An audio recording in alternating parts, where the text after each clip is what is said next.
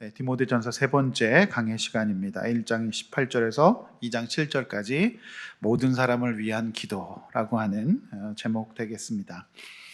선거를 다룬 위너는 어떻게 결정되는가라는 책에 이런 내용이 있습니다. 선거는 민주주의 최대 축제다. 주권자인 대중이 정치 권력의 통치의 정당성과 권력을 공식적으로 위임해주는 의사결정 최고의 절차다. 대중이 민주주의 사회에서 자신이 주인임을 확인하는 과정이 선거다. 그래서 선거는 축제여야 한다. 선거 결과는 정치적 승자와 패자로 갈리지만 사실 진정한 승자는 대중이다. 대중이 승부와 승자를 결정짓기 때문에 그렇습니다. 자신이 지지했던 정당과 정치인이 승리했건 패배했건 결국 대중이 지지했던 정당과 정치인이 승리하는 공식이 바로 선거다. 이런 이야기를 했습니다. 이것이 민주주의라고 하는 것이죠. 30%가 넘는 역사상 최대의 사전투표율을 보이는 가운데 이제 20대 대통령 선거가 3일 앞으로 다가왔습니다. 오늘 본문 2장 2절 임금들과 높은 지위에 있는 모든 사람들을 위하여 하라. 이는 우리가 모든 경건함과 단정함으로 고요하고 경건한 생활을 평안한 생활을 하려 함이라는 말씀에 따라 우리는 대한민국을 5년 동안 다스릴 대통령을 세우는 이번 선거를 위해서 기도해야 합니다. 무엇보다도 소중한 한 표를 잘 행사해야 합니다. 지도자의 정치가 우리 신앙생활에 직접적으로 영향을 미치고 있기 때문에 그렇습니다. 저는 이미 사전투표를 마쳤습니다. 여러분도 반드시 투표하시길 바라고 그리스도인의 적극적인 투표로 말미암아 이 땅에 좋은 지도자가 세워질 수 있도록 기도하는 마음으로 선거에 참여하시기를 바랍니다. 저는 오늘 모든 사람을 위한 기도라는 제목으로 말씀을 전하려고 합니다.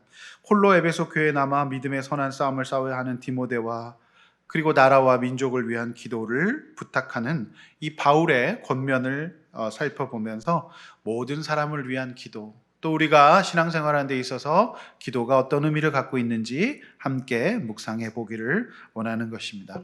이제 본론 들어갑니다. 자, 18절 본문입니다. 본문 18절에서 20절은 2장 1절에서 7절까지 기도해야 될 이유를 제시하는 말씀이 되겠습니다. 바울은 디모데를 아들로 부르면서 이미 지도한 말씀을 따라 선한 싸움을 싸우라라고 권면하죠. 여기서 선한 싸움이란 영적인 싸움을 말합니다. 믿음의 싸움을 말하죠. 지금 러시아와 우크라이나가 전쟁을 하고 있습니다. 싸움, 전쟁이란 참혹한 일이죠. 힘든 일입니다. 그런데 그 싸움에는 참혹하고 힘든 싸움, 전쟁도 있지만 선한 전쟁도 있다라고 말하고 있습니다. 전쟁인데 선하다. 이 서로 맞지 않은 이미지가 있지요. 전쟁은 절대 일어나서는 안 되는 것이지만 이렇게 선한 전쟁도 있다는 거, 우리가 이 전쟁을 싸워야 한다는 거 여러분이 기억하셔야 합니다. 싸우는데 선하다. 이 역설이 성립되는 것이 신앙생활이에요. 우리는 계속 두 마음을 갖고 싸워야 돼요. 오늘도 여러분 예배를 나올까 말까, 말씀을 묵상할까 말까, 기도할까 말까, 이게 다 싸움인 겁니다. 영적 싸움인 거예요. 화를 낼까 내지 말까, 오늘 율법을 어길까 어기지 말까, 다 싸움이에요. 오늘 선한 싸움에서 승리한 사람들이 예배 드릴 수 있는 줄로 믿습니다. 자, 영적인 싸움은 싸우지 않는 것이 악이에요. 그러니까 영적 싸움을 싸우지 않는 것이 악이라는 겁니다. 그러므로 이 영적 싸움을 싸워야 합니다. 선한 싸움을 싸워야 되죠. 내가 하나님의 말씀을 따라 살 것인가 아니면 내 마음대로 살 것인가를 놓고 싸워야 돼요. 그게 신앙생활의 본질이에요.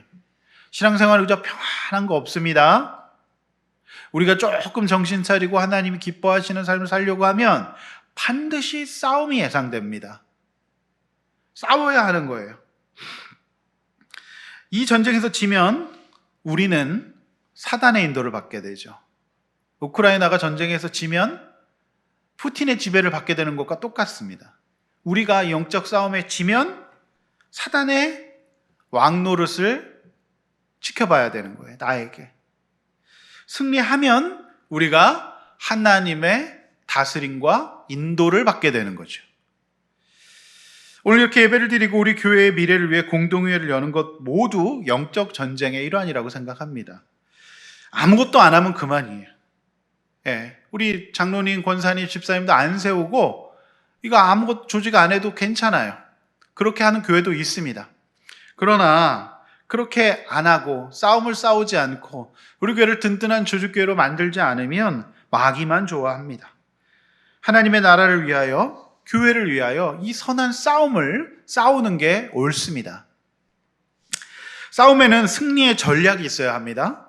18절 말씀에는 바울이 그냥 선한 싸움을 싸우라고 하지 않아요. 모든 싸움에는 이 보급이 있어야 되고 작전이 있어야 되고 지휘관이 있어야 됩니다. 그 싸움을 그냥 싸우면 무조건 져요. 그렇지 않습니까? 그래서 바울은 몇 가지 전략을 내세웁니다. 그것은 먼저 아들 디모데아라고 부르면서 디모데가 지휘관인 바울과 예수 그리스도의 지휘를 받으라고 말하고 있습니다. 이 싸움에서 일단 너를 지도하는 지휘관이 있다, 이렇게 말하죠. 그리고 또 하나의 전략은 이미 들은 말씀으로 싸워라. 너에게 말씀의 검을 줄 것이다, 이렇게 말하고 있습니다. 여러분, 프로야구팀과 국가대표팀에 감독과 코치가 없다는 것이 말이 안 되지 않습니까? 그런 팀은 없어요. 그건 동네 야구입니다. 동네 축구예요. 반드시 조직된 승리하는 팀에는 지도자가 있기 마련이에요. 그리고 그 가운데 수업이 진행됩니다. 사도 바울이 지금 디모데에게 그렇게 이야기하고 있는 거예요. 즉, 우리가 영적인 선한 싸움에서 승리하려면 일단 영적 지도자의 가족과 같은 도움을 받아야 되고 말씀을 들어야 된다, 이렇게 얘기하고 있어요. 믿음이 아무리 좋다 해도 이런 영적인 지도를 받지 못하면 그 싸움에서 질 수밖에 없어요. 나 혼자 싸우는 거니까요. 그리고 날 위해 기도하는 동지들, 전우들이 있어야 돼요. 싸움이잖아요. 그래서 우리 옆에 있는 우리 성도님들이 어쩌면 영적 전우들이에요. 영적 싸움을 함께 싸워가는 것을 말하고 있습니다. 그리고 교회에서 지도자의 조언과 중보를 받아야 합니다. 이것이 바로 교회 생활이죠. 그러니까 진짜 교회 생활은 어디서 시작됩니까? 교회를 통하여서 영적 지도를 받고 함께 동역자들과 함께 싸우는 거고요. 그 다음에 꾸준히 말씀을 공급받아야 됩니다. 지금 사도 바울이 디모데에게 네가 이 싸움을 싸워야 되는데, 에베소 교회에서 네가 그 영적 싸움을 싸워야 되는데 바울과 예수 그리스도의 지도를 잘 받고 그동안 네가 들었던 말씀을 무기 삼아 싸워야 된다, 이렇게 말하고 있습니다. 그래서 우리가 영적 싸움을 싸우는 데 있어서 여러분들이 지금 영적 조언을 받는 지도자의 어떤 도움을 받고 있고 코칭을 받고 있고 그리고 말씀을 듣고 있다면 승리할 수 있는 기본적인 조건을 갖추고 계신 거예요. 근데 우리가 영적 싸움에서 멀어지거나 또는 실패할 때 증상은 뭡니까? 일단 영적 지도를 받지 않아요. 그리고 말씀을 안 듣습니다. 여러분, 오늘 굉장히 잘 듣고 계시는 것 같은데 웬일입니까? 굉장히 오늘 잘 듣고 계시는데 제가 전혀 흥분하지 않고 있는데 굉장히 제가 지금 차분하게 설교하고 있는데도 요건 디모데서 들어서 굉장히 차분하게 하는데도 차분하게 잘 들으시네요. 영적 지도와 말씀을 공급받아라. 그게 승리의 조건이에요. 믿음의 선한 싸움을 싸우는데 여러분, 이게 승리의 조건입니다. 이렇게 하고 계십니까? 항상 굉장히 단순해요. 영적으로 무너지면 영적 위아래가 없어져요. 그래서 영적 지도를 받지 않아요. 내가 이 세상 가장 믿음이 좋고 잘 살고 있다 생각하면 오해입니다. 그리고 꾸준히 선한 말씀을 공급받아야 돼요. 이게 두 가지가 싸움 전략의 승리입니다. 자, 바울은 19절에서 믿음의 선한 싸움에서 진 사람도 있다라고 말하고 있어요. 믿음의 선한 싸움에서 이긴다는 것은 뭡니까? 믿음과 착한 양심을 갖는 겁니다. 자, 세상은 끊임없이 우리의 믿음 생활을 방해해요. 다른 것을 믿게 만들어요. 착한 양심, 즉 착한 양심이라는 것은 다른 사람들의 구원을 위해 살아야 되는 마음을 얘기합니다. 그게 착한 양심이에요. 그런데 착한 양심을 버렸다는 건 뭡니까? 다른 사람의 구원은 상관없다. 나만 잘 살면 된다. 그러니까 언제나 도와야 된다, 섬겨야 된다는 양심을 거부하는 겁니다. 나만 생각하는 거예요. 지독한 이기주의자가 되는 겁니다. 그러니까 그 양심, 그 착한 양심을 버리는 겁니다. 여러분, 착한 양심을 버릴 때 언제예요? 남을 속여야 될 때예요. 내 속에서는 이렇게 하면 안 되지 하지만 나만 알고 섬기고 예수 그리스도의 희생을 기억하지 못하면 속이게 돼요. 그게 이제 대인관계상 우리가 이 상 살아가는 데 있어서 남을 속인다, 이것이 보통 이제 착한 양심을 버린다라는 뜻이 되겠습니다. 자신의 이익과 유익을 위해서 팔아먹는 양심을 말하는 것이죠.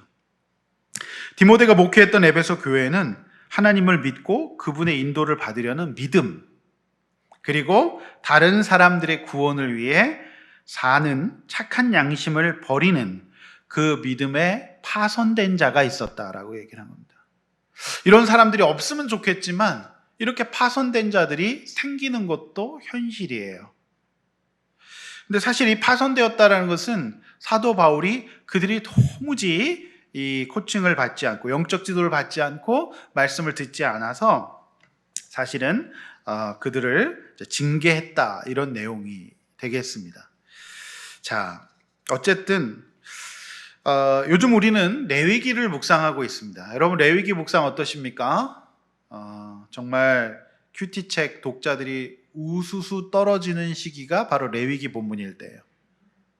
정말 실제로 제가 큐티책 만들 때 레위기랑 욥기 묵상하면 정기 구독자가 1000명에서 2000명이 빠지더라고요. 제가 실제로 체험한 겁니다. 지루한 말씀 같지만 기가 막힌 말씀인데요. 레위기는 이처럼 믿음에서 파손한 사람들이 회복하는 방법을 자세하고도 반복적으로 말씀해 주시는 은혜의 책이에요. 자, 이 시대 목회자로 산다는 거 여러분 어떻게 생각하십니까? 이 좋은 세상에 굳이 목회자로 살아야 될 것인가? 여러분에게 만약에 목회하라 그러면 여러분 어떻게 생각하십니까? 아싸, 좋다, 너무 멋지다, 그렇게 생각하십니까? 여러분, 제가 목회를 하면서 느끼는 것은 사실 부교육자 때는 많이 그렇게까지 느끼진 못했는데, 제가 이제 담임 목사가 되고 성도님들의 영적 지도를 책임지는 그런 목사 입장에 서다 보니까 그저 여러분의 고난과 힘듦이 그대로 저에게 느껴져요. 여러분의 문제가 곧 저의 문제입니다. 그리고 여러분의 기쁨이 저의 기쁨이에요. 그러니까 그 파급력이 보통이 아닙니다. 그냥 그대로 느껴져요.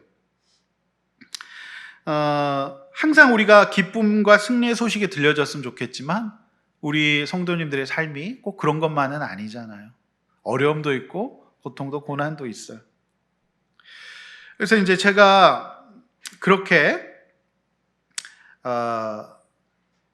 제 마음속에 어떤 말씀을 주실까 이제 말씀을 묵상하고 있던 중에 레위기 말씀을 묵상하면서 제가 다시 선한 싸움을 싸워야 되겠다는 다짐을 이제 하게 되지요. 여러분, 어제 본문이 레위기 4장 22절에서 35절 말씀이었어요. 그런데 이 본문을 잘 보면 계명을 부지중에 범하여 허물이 있는 자, 어느 한 사람이 계명을 부지중에 범한 허물이 있는 자들이 있습니다. 그들이 제사장에게 나오죠. 그러니까 이제 제사장은 늘 넘어지고 또는 죄를 범한 이런 분들을 담당하는 것이 제사장이에요. 제사장의 이 일의 본질이 그런 겁니다. 그리고 제사장은 자신의 죄를 속죄하기 위해서 나온 그 자들의 재물에 피에 손을 담가야 돼요. 근데 여러분, 제사장의 삶을 잘 생각해 보십시오.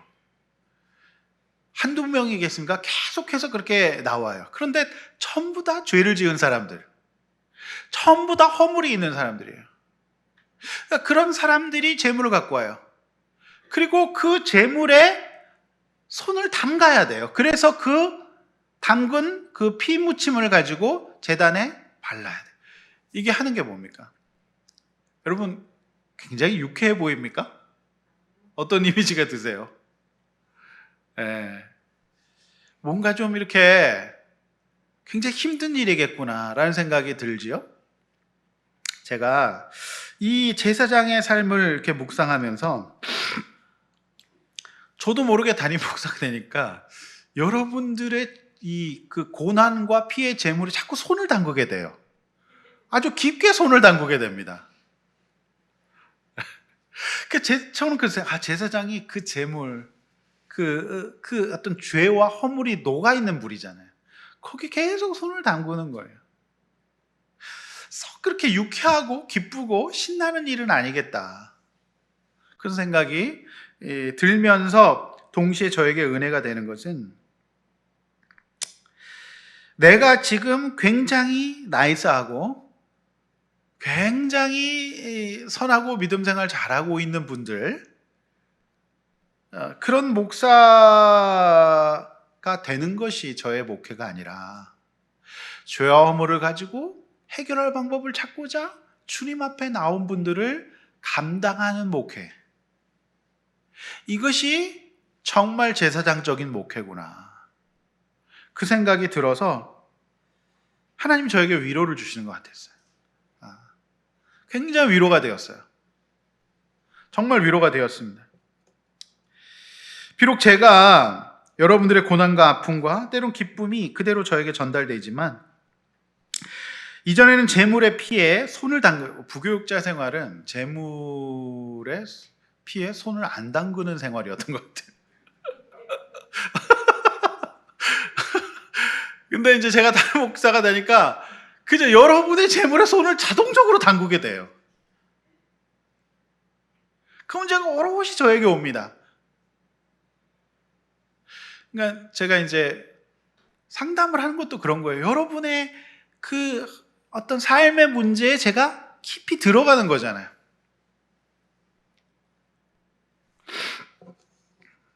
오늘도 이제 오후에 고난 가운데 계신 한 부부가 이제 상담으로 오세요. 근데 굉장히 많은 재물을 갖고 오실 것 같아요. 그 재물에 벌써 살짝 걱정도 되고 긴장도 됩니다. 보통 부부가 또 아니기 때문에. 그러나 바로 그 일이 제사장적인 사역이구나. 근데 놀라운 거는 하나님이 이 제도를 만드셔서 그렇게 하나님 앞에 시간을 내고 또 하나님 앞에 예배에 나오기로 결단하고, 때로는 어떻게 자신의 상담을 하는 그 자리로 나오면서 그 재물을 받으시고, 하나님께서는 그의 허물과 죄를 용서해 주시고 회복시켜 주시는 은혜가 있다. 그러니까 제가 그런 일들을 그저 감당하면 하나님께서 회복시켜 주시고 새롭게 해주시는 은혜가 있다라고 하는 겁니다. 그 구약제도의 제사제도의 이 어떤 그림자가 오늘날 예배로 남아있는 것이잖아요. 그는 하나님이 하시는 거예요. 놀랍게 하나님이 하십니다. 오늘 분명히 레위기에는 그들의 죄와 허물이 사해진다 이렇게 말하고 있어요. 그 일이 비록 너무 신나고 너무 기쁘고 손에 피 하나 안 묻히고 나이스한 일은 아니에요. 하지만 그 일을 통해서 하나님이 회복시키실 것입니다. 박영선이라고 하는 강해설교회 대가 목사님 계세요. 남포교회에 사역하시죠. 정말 이분의 책을 한 번도 안 읽어본 신학생이나 또 옛날 8, 90년대 성도님은 안 계실 겁니다. 박영선 목사님 굉장히 유명하시죠. 근데 이분의 이 디모데전서 강해, 굉장히 오래된 책인데 절판돼서 중고로 제가 구했습니다. 근데 제가 이제 읽어보는데 은혜가 돼요. 근데 이분의 요 부분에 대한 어떤 오늘 바울의 기도에 대한 대목을 어떻게 해석하고 계시냐면 이렇게 해석하고 계세요. 그분의 디모데전서 강해 살아계신 하나님의 교회, 굉장히 오래된 책입니다. 중고 서점에서 제가 구했는데 이런 대목이 있어. 교회는 병원이다. 그런데 병원이 멀쩡한 사람들만 온다고 자랑하면 그게 어디 병원인가? 이렇게 말하고 있어요. 그러니까 병원의 본질은 아픈 사람들이 오는 것이고 그곳에 그 환자들을 치료하는 기능이 있기 때문에 병원의 영광은 오히려 중환자들이 올 때 그 영광이 있다는 겁니다. 그 병원에 가면 나을 수 있다라는 그런 이야기를 들을 수 있다는 겁니다. 그렇지 않으면 병원이 아니라 약국이겠지요. 병원이. 구약시대에 제사를 드리러 나온 사람들은 본인의 허물과 죄를 회복하고자 나오는 사람들이었어요. 그러므로 오늘날 교회 역시 어떤 교회입니까? 유쾌한 일은 아닐 겁니다. 그러나 부족한 인간 제사장의 한계가 있음에도 불구하고 저와 여러분들이 연약하고 허물 많고 약한 성도님들의 삶에 함께 동참하고 그들 위해 기도하고 그들과 함께 나아갈 때 하나님께서 저와 여러분들에게 다 함께 살 수 있는 회복의 영광을 주실 줄로 믿습니다. 여러분, 베드로전서 2장 9절 말씀 한번 같이 읽어볼까요? 앞에 보시고 함께 읽습니다. 시작. 그러나 너희는 택하신 족속이요 왕같은 제사장들이요 거룩한 나라요 그의 소유가 된 백성이니 이는 너희를 어두운 데서 불러내어 그의 기이한 빛에 들어가게 하신 이에 아름다운 덕을 선포하게 하려 하심이라. 아멘. 여러분 축하합니다. 여러분 모두를 왕같은 제사장이라고 그러시네요. 네. 그러니까 우리가 이 일들 하는 거예요. 제사장의 일들을. 그렇죠? 네. 그러니까 세상의 모임은 어때요? 나이스하고 나에게 피해를 주지 않고 내가 오히려 도움을 얻을 수 있는 그런 모임이잖아요. 근데 교회의 모임은 그런 모임이 아닙니다. 연약한 허물 있는 자들을 품고 기도하며 그들의 재물에 함께 동참하며 그들 위해 기도하고 그들을 하나님 앞에 올려드리는 사역. 이것이 교회 사역의 핵심이에요. 그래서 제가 이걸 쭉 보면서 굉장히 우리 교회가 레위기적인 교회다. 그리고 내가 지금 그래도 이 땅의 많은 교회 중에 한 교회로 자라고 있구나. 그 생각이 들었습니다. 예수님 오시기 전에는 레위기와 같은 구약의 제사장의 중재로 말미암아 하나님 앞에 나갈 수 있었지만 대제사장 예수 그리스도의 죽음과 부활 이후에 모든 그리스도인은 다 직접 제사장이 되어서 우리가 이제 다른 사람들의 허물과 약점을 위해 기도하고 그를 품어주는 그 사역을 해야 합니다. 베드로전서 말씀처럼 이제 우리는 그분의 아름다운 덕을 선포하는 제사장이 된 거예요.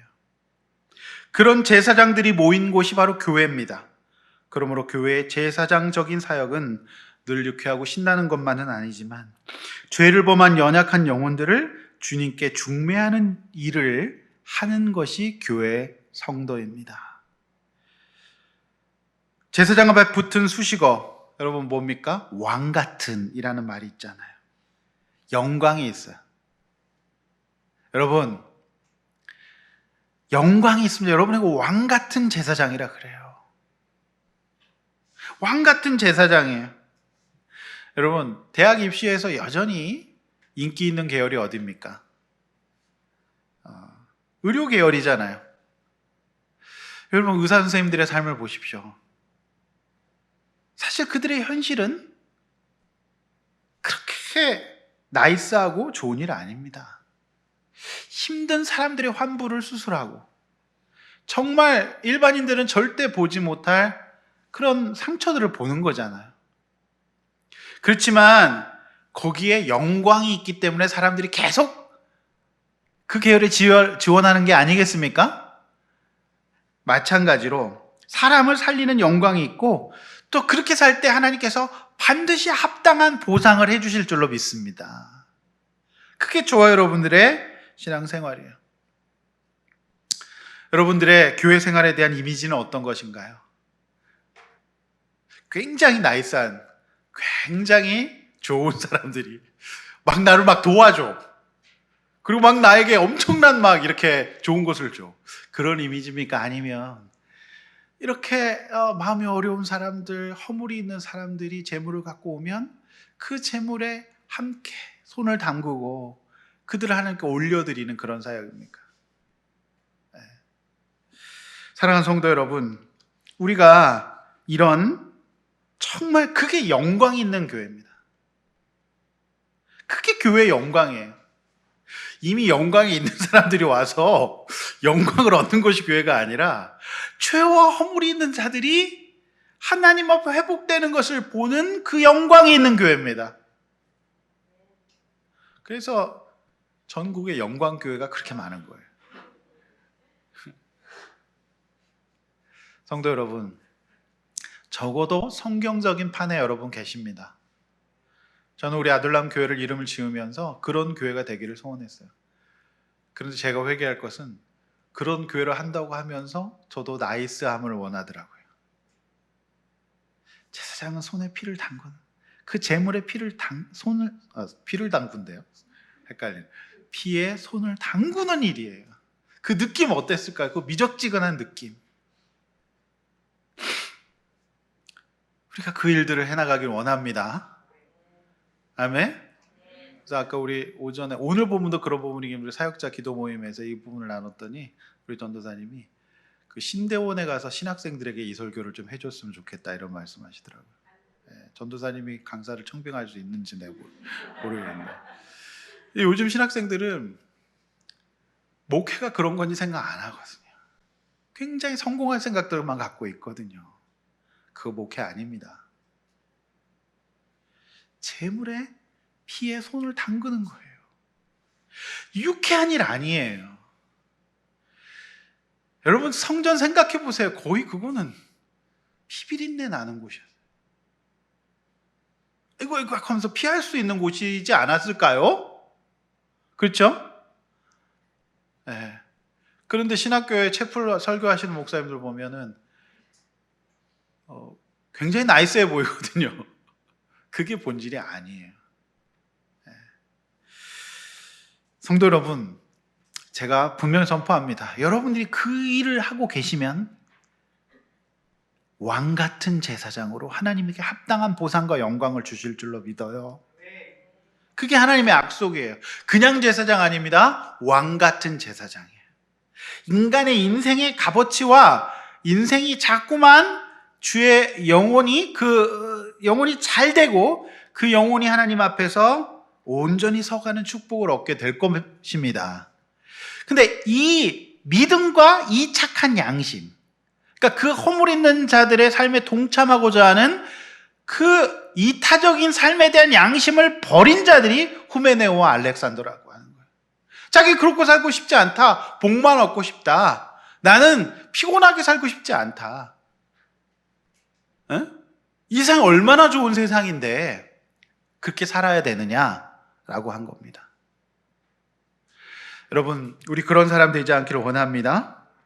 그래서 그 후메네오와 알렉산더 20절 문제의 두 인물이 설명되고 있는 것이죠. 파선한 자예요. 여러분 참 미안한 게 나는 그렇게 살고 싶지 않아. 후메네오와 알렉산더는 제사장적인 삶, 사도 바울과 디모데 보면 굉장히 지질해 보이거든요. 고생만 하는 것 같아 보이거든요. 그런데 영광이 그에게 있다. 그건 잘 눈에 보이지 않는다고 그죠? 세상으로 나갔어요. 그런 사람을 바로 사단에게 내어준 것이라고 설명하고 있어요. 여러분 사단에게 내어준 것이 대단한 거 아닙니다. 우리가 교회 생활과 신앙 생활하는 데 있어서 이 제사적인 장적인 삶의 이 사역에 우리가 동참하지 아니하고 나만의 유익과 나만의 기쁨을 위해 살고자 하는 거, 그게 사단에게 내어준 것이라고 설명하고 있어요. 여러분 저는 교회를 개척하고 이후 쭉 사실 이런 기준을 가지고 와서 사역했습니다. 타협할 수 없는 게 있었어요. 어쩔 수 없습니다. 그건 교회의 영광이기 때문에 그렇죠. 본문 2장 1절입니다. 그러므로라고 나오죠. 사도행전 이 디모데전서 1장 18, 20절의 말씀을 받아서 대안이 제시되고 있는 거죠. 믿음과 착한 양심을 지키고 후메네와 알렉산더처럼 선한 싸움에서 지지 않으려면 뭘 해야 될지에 대해서, 그러므로 이 선한 싸움을 싸우려면 어떻게 될까라고 하는 데 있어서 사도 바울이 하나의 또 대책을 세워주는 것이 있는데 그것이 바로 기도예요. 할렐루야. 바울이 선한 싸움을 싸우는데 그러므로 후메네오와 알렉산더처럼 되지 않으려면 뭘 해야 된다? 기도해야 된다고 말하고 있어요. 그래서 1절에는 기도의 요소들이 언급해요. 기도의 내용이 무엇이냐? 대상은 일단 모든 사람이에요. 그리고 내용은 먼저 간구가 들어갑니다. 간구 뭐예요? 간절히 구하는 거예요. 간절히 구하는 겁니다. 대충 주시옵소서 아닙니다. 주시옵소서. 간절히 구하는 겁니다. 그리고 하나님께 아뢰고 도우심을 구하고 도고가 납니다. 이 도고가 뭐예요? 도고 온천 얘기하는 거 아니고요. 중보기도를 뜻합니다. 그래서 사실은 우리 교단에서는 도고라는 말을 쓰라고 결의를 했어요. 중보기도라는 말보다는. 근데 도고 입에 잘 안 붙어요. 그래서 우리 대한예수교장님 합동측 교단에서 중보기도라는 말을 그냥 교회에서 다 쓰고 있습니다. 예. 도고기도, 굳이 쓰는 교회는 굉장히 원칙적인 교회다. 이렇게 보시면 되겠습니다. 도고기도 사역. 무슨 도고 온천에 가서 기도하는 건가? 그런 느낌이 드는데 어쨌든 중보기도를 말합니다. 그리고 뭐가 들어가요? 감사. 이건 굉장히 중요해요. 사도 바울이 기도할 때 디모데에게 선한 싸움을 위해서 이렇게 기도하라고 얘기하는데 많은 것 가운데 제가 특별히 은혜 받았던 건 뭐냐면 감사하며 기도하라는 거예요. 감사하며. 여러분, 우리의 기도가 내 마음대로 하면 기복적이고 이기적인 기도일 수 있어요. 그런데 성경이 말하는 기도의 본질은 모든 사람을 위해서 감사로 아뢰는 기도예요. 여러분, 기도하는 사람은 감사해야 돼요. 그런데 기도하면서 어떤 분들은 하나님을 혼내요. 기도로 하나님을 혼내. 그리고 하나님께 원망합니다. 그리고 심지어 기도로 하나님을 협박합니다. 안 해주시면 뭐 죽겠다는 둥, 뭐 교회 안 나갈 거라든 둥, 뭐 이런 얘기 막 하죠. 그런데 여러분, 이런 기도는 옳지 않아요. 기도라고 하는 은혜의 도구를 모든 사람을 위해서 중보하는 도구로 먼저 써야 돼요. 기도 역시 뭐예요? 이타적인 겁니다. 그러니까 하나님이 우리에게 기도라고 하는 선물을 주신 것은 일단은 중보하는 은혜를 받아라. 그리고 내 기도의 응답은 뭘로 받아라? 다른 사람이 중보를 통해서 받으라는 거예요. 굉장히 중요하죠. 근데 그렇게 하지 않으면 모든 사람을 위해서 기도하지 않고 기도하는데 오직 나만을 위해서 기도해요. 이거 옳지 않잖아요. 나만을 위해서 기도하는데 감사도 없어요. 하나님을 협박해요. 그거 옳은 거 아니지 않습니까? 여러분, 디모데에게 권하는 선한 싸움을 이기기를 원하는 그 중요한 이 기도의 방법은 믿음을 갖고 감사함으로 중보하는 거였어요. 이 기도는 누가 들으십니까? 우리 하나님이 들으세요. 감사함으로 믿고 기도할 때 하나님이 교회 영혼들을 승리하게 하실 것입니다. 마치 기도하면서 패배한 사람처럼 슬퍼하면서 그렇게 기도하면 온전한 기도가 아닌 것이죠. 우리 감사함으로 기도하고 할 수 있기를 원합니다. 그리고 우리 교회가 서로 제사장적인 기도, 허물 있고 연약한 자들을 위해 기도하면서 그들을 품고 그들의 회복을 위해서 애쓰는 교회 생활. 이것이 교회 생활의 영광, 제사장적인 교회의 영광인 줄로 믿습니다.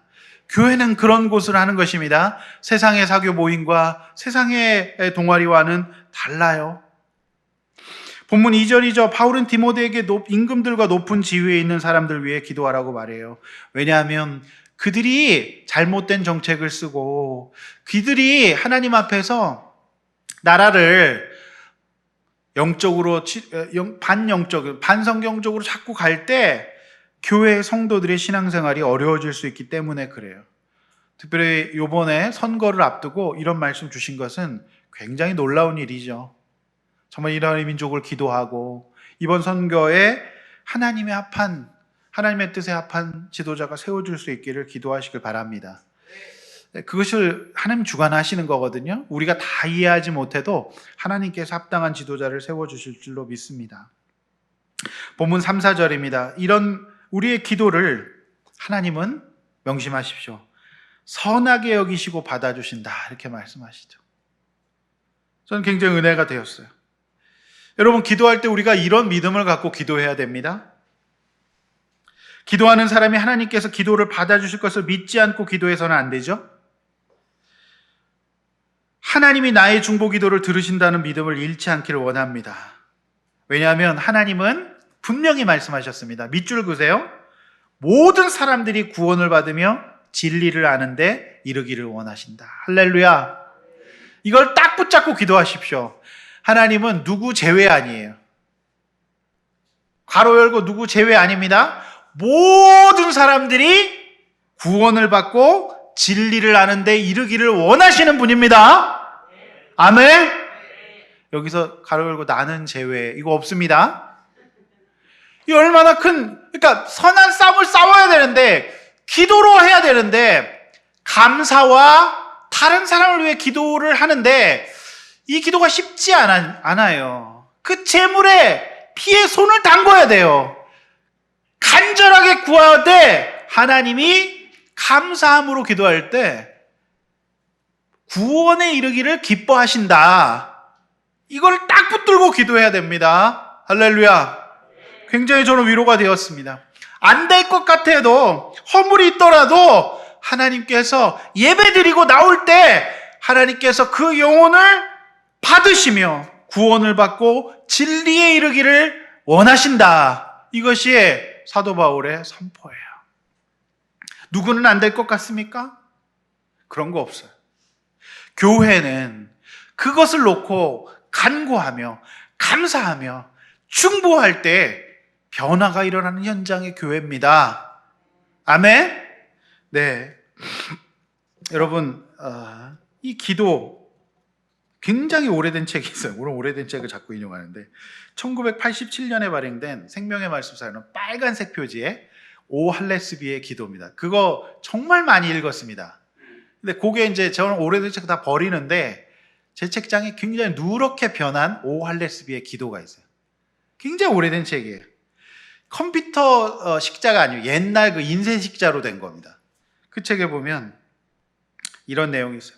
사단은 기도가 우리들 자신과 다른 사람들에게 어떤 의미를 갖고 있는가를 잘 알고 있어요.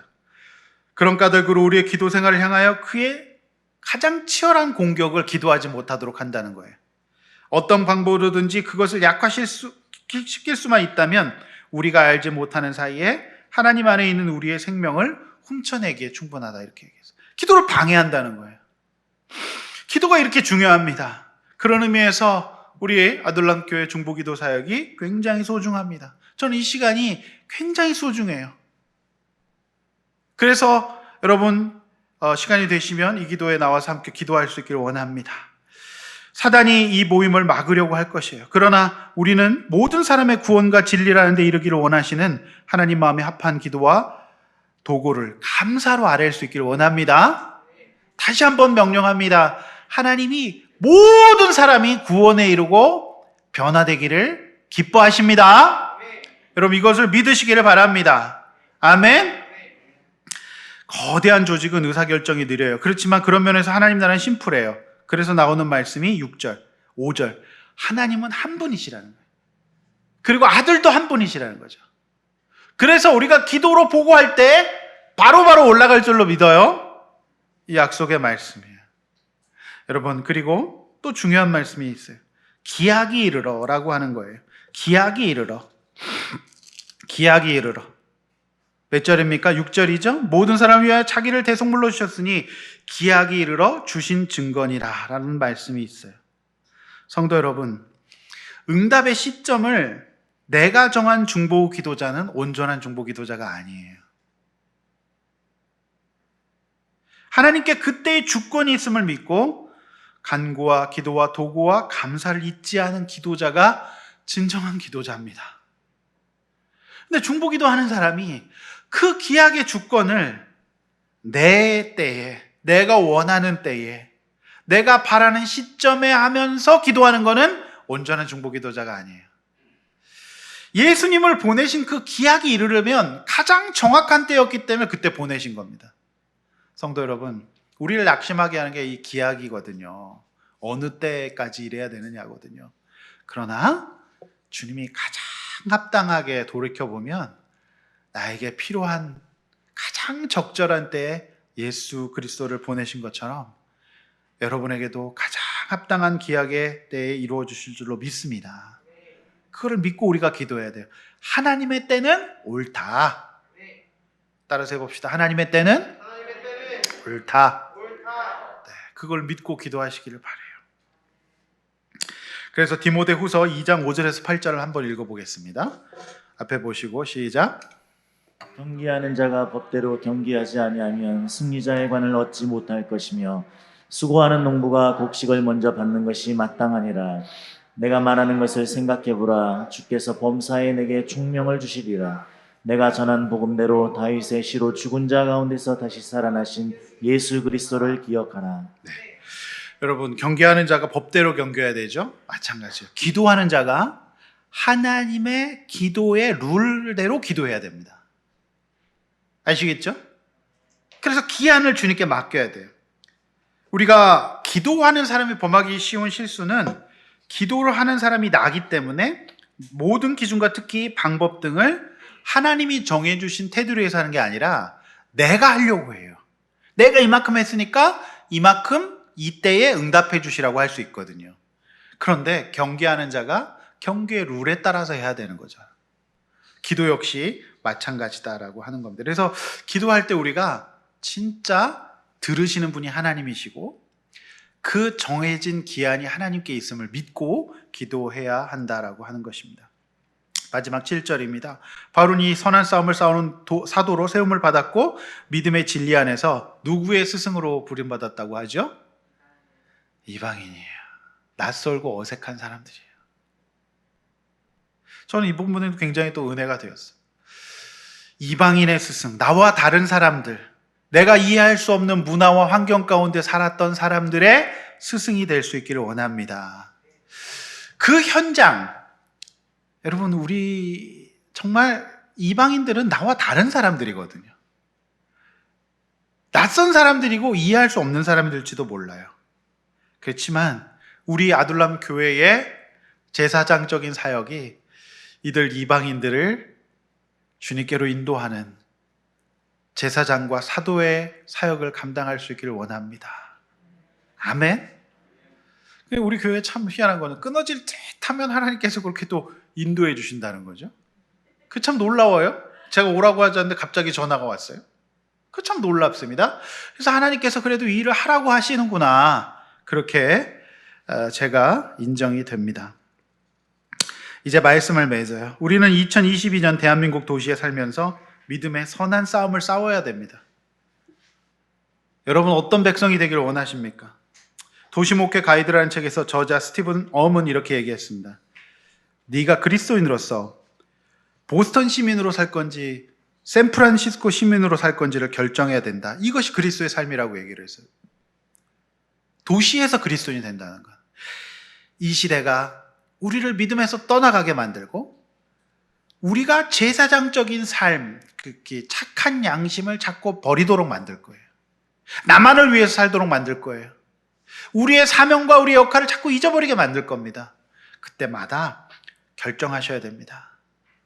그래서 도시에서 그리스도인이 된다는 것이 굉장히 어려워요. 왜냐하면 이 세상이 그렇게 흐르고 있지 않기 때문에 그래요. 하나님은 바로 이 방식을 통해서 영혼 구원과 변화를 이루어 오십니다. 모든 기한을 주님께 맡기고 하나님이 정하신 테두리 안에서 선한 싸움을 싸워 승리합시다. 기한을 주님께 맡깁시다. 어렵고 힘들지만 주님께서 우리가 이렇게 감사함으로 기도할 때 반드시 모든 사람이 구원받습니다.